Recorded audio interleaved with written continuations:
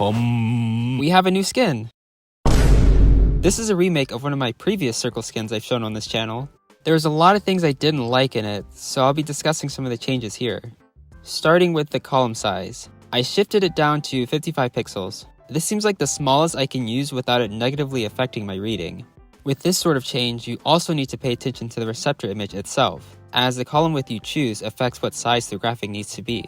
Thanks to this comment, I was finally able to create this graphic correctly, without having to manually stretch the drawing, like I did in some previous skins. Without going too in depth, for a column size of 55, I found that using a width size of 88 seems to be perfect. This tells us that the scale factor is 1.6. It took some trial and error making sure everything lined up, but you can tell it's good because the long notes match up directly where the receptor is. I also got rid of this line in the middle and made the rails monochrome, so it draws less attention to itself. The key down images are also dimmer, and you probably can barely notice them on the video. I was having a weird problem with accuracy before, and after playing around with Corey's skin, I noticed it was easier to push or pull the timing of my hits with this receptor style. I guess having a bright ball here kind of obscures where exactly the notes are falling in relation to the time.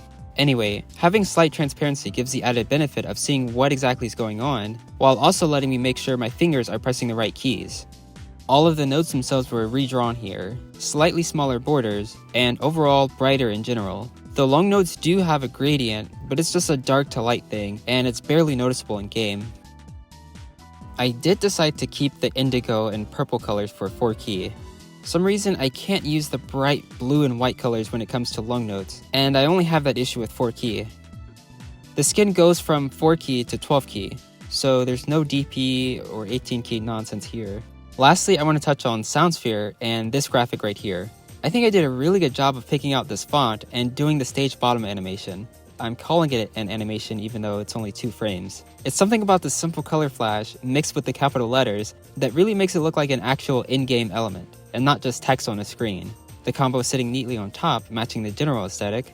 The only problem is playing anything on hard rock and having the constant flashing for the other judgments. If anyone knows a better way of conveying judgments that doesn't get too distracting, let me know. Which brings me to Soundsphere.